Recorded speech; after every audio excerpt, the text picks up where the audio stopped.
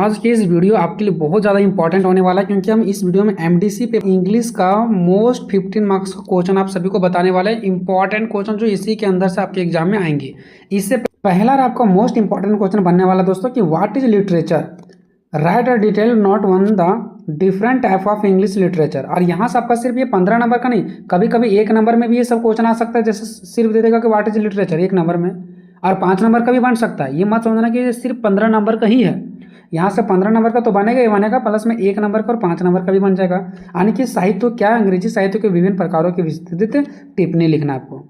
ठीक है, चलिए क्वेश्चन नंबर दूसरा की ओर चलते हैं, मोस्ट इंपॉर्टेंट क्वेश्चन। ठीक है, देखिए दूसरा क्वेश्चन क्या है कि comment on the main theme of Toru Dutt the lotus. जो टोरू दत्त के द्वारा जो लोटस लिखा गया था, ठीक है, उस पर आपको क्या करना, कमेंट लिखना है। ठीक है, यानी कि टिप्पणी लिखना आपको। ठीक है, यानी इसका हिंदी क्या है, तोरू दत्त की पुस्तक जो हमारा लोटस है, तोरू दत्त के द्वारा क्या लिखा गया था, हमारा पुस्तक एक लिखा गया था लोटस, यानी लोटस पोएट्री लिखा गया था। ठीक है, इस पर मुख्य विचार पर आपको टिप्पणी करना है। तो देखिए दोस्तों, इस क्वेश्चन को क्या करना, कुछ नहीं करना है। जो टोरू दत्त के द्वारा लोटस लिखा गया था ना, उस पूरे कहानी को आप जाकर के यूट्यूब में या गूगल में देख लीजिए। उससे रिलेटेड कहीं भी तोरू दत्त या तो फिर लोटस से आपको देखने को मिल जाए, समझ आना कि वही चैप्टर से, और आंसर आपको सेम डाल देना है। ठीक है, आगे देखिए, आगे आपको और किस प्रकार का क्वेश्चन आ सकता है। देखिए यही वाला क्वेश्चन इस प्रकार से आएगा, तो ज़्यादा डिफरेंट नहीं है दोस्तों। अगर आप इस कहानी को पढ़े रहेंगे तो इसका भी आंसर आप सेम दे सकते हैं। ठीक है, देखिए क्या चीज़ क्या बोल रहा है कि what is the cause of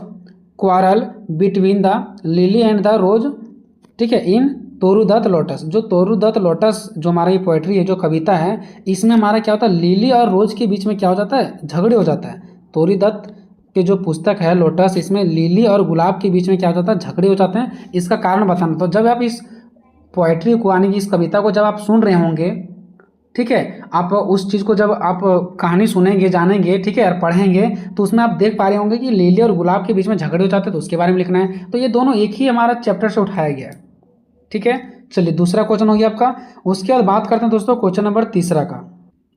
question number तीसरा और मोस्ट इंपॉर्टेंट क्वेश्चन है दोस्तों। ये एग्जाम में प्रीवियस ईयर में उठा के देखेंगे तो दोनों साल पूछा गया। ठीक है, क्या बोल रहा है कि write a critical appreciation of Shri Rabindranath Tagore's where the mind is without fear और श्री अरविंदोस लाइफ। आने की देखिए यहाँ पे हमारा क्या हुआ था कि रविंद्रनाथ जो टैगर की पुस्तक हमारा कौन सा है, where the mind is without fear, यानी रविंद्रनाथ टैगर के द्वारा ये लिखा गया था।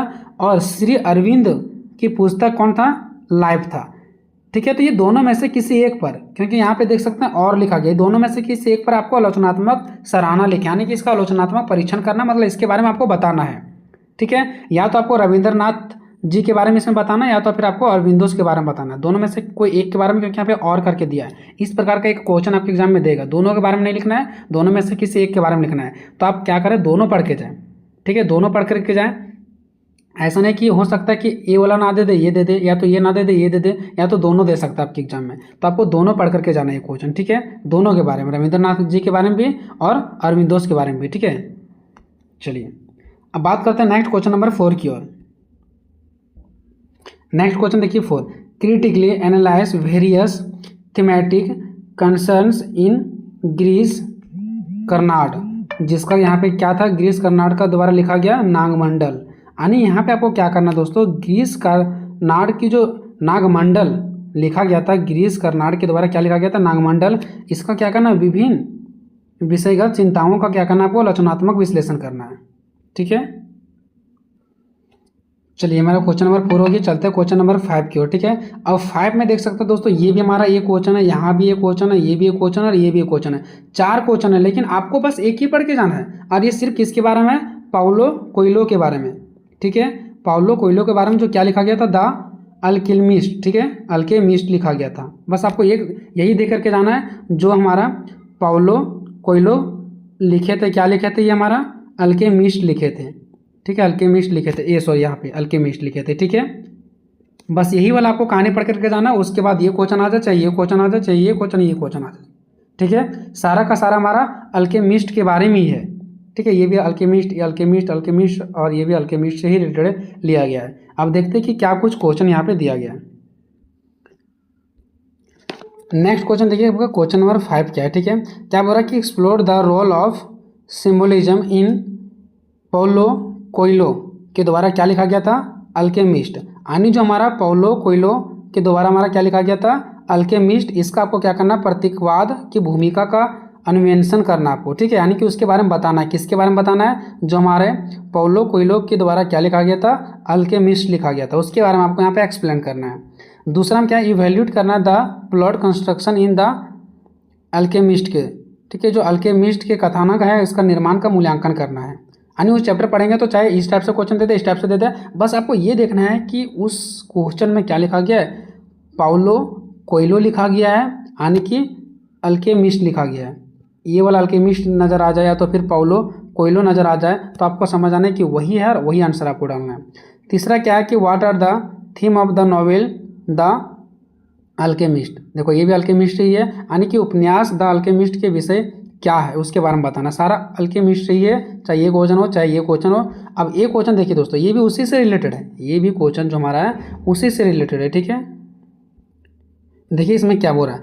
इन the Alchemist Santiago learns many important lessons during his journey. Which one do you think is the most important for his why, ठीक है।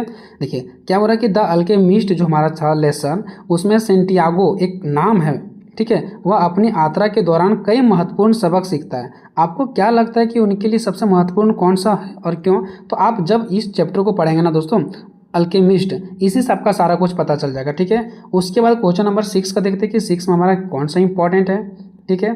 क्या बोल रहा है कि discuss the importance of the title of the play Pygmalion, ठीक है। Pygmalion जो किसके द्वारा लिखा गया था? जी.बी. शाउ के द्वारा लिखा गया था, ठीक है। जी.बी. शाउ के द्वारा, ध्यान देंगे, जी.बी. शाउ के द्वारा क्या लिखा गया था हमारा? पिग्मेलियन, ठीक है। चलिए, यानी पिग्मेलियन नाटक के शीर्षक के महत्व पर चर्चा करना, या तो यही क्वेश्चन आपको चेंज करके दे सकता है दोस्तों इस प्रकार से। देखिए किस प्रकार से, describe the character and role of Eliza Doolittle, ठीक है। Eliza Doolittle. अब देखिए दोस्तों ये हमारा कहाँ से आ गया? एलिजा डुलिटल, ये नाम कहाँ से आ गया? तो ये आपको नाम किस में देखने को मिलेगा दोस्तों? जो कि आप पढ़ेंगे पिग्मेलियन नाटक में। तो पिग्मेलियन नाटक में जो जी.बी. शाउ के द्वारा लिखा गया था उसमें एक लिया गया है, मतलब समझाने के लिए, जैसे एग्जाम्पल नहीं लेते हैं उसका, ठीक है, उस टाइप से लिया गया है। किसके बारे में? तो ये हमारा लिया गया है एलिजा डुलिटल के बारे में। वो पूरा का पूरा जो कहानी है ना दोस्तों, वो एलिजा डुलिटल पर ही है, ठीक है। तो चाहे आपको कहीं अगर नाम ऐसा देखने को मिल जाए एलिजा डुलिटल, या तो फिर आपको कहीं ऐसा देखने को मिल जाए पिग्मेलियन, या तो जी.बी. शाउ, ये तो सब तीनों एक ही है। जब आप चैप्टर पढ़ेंगे तो आपको पता चल जाएगा, ठीक है। हमारा लास्ट क्वेश्चन है दोस्तों कि डिफाइन करना drama and identify its major elements in details. यानी नाटक को परिभाषित करना तथा इसके प्रमुख तत्वों पर आपको क्या करना है? विचार करना है। देखिए दोस्तों थोड़ा सा समय लगा क्योंकि इंपॉर्टेंट क्वेश्चन सेलेक्ट करना था, ठीक है। फिर प्रीवियस ईयर को देखें, फिर सिलेबस को इसका देखें, फिर खुद का दिमाग लगाए, बुक के क्वेश्चन को देखें, तो मैंने इंपॉर्टेंट क्वेश्चन सेलेक्ट किया दोस्तों। अब इतना क्वेश्चन आपको रट जाए, इससे ज़्यादा क्वेश्चन आपको देखने की कोई भी ज़रूरत नहीं है, इतना बस पढ़ के चले जाओ, ठीक है।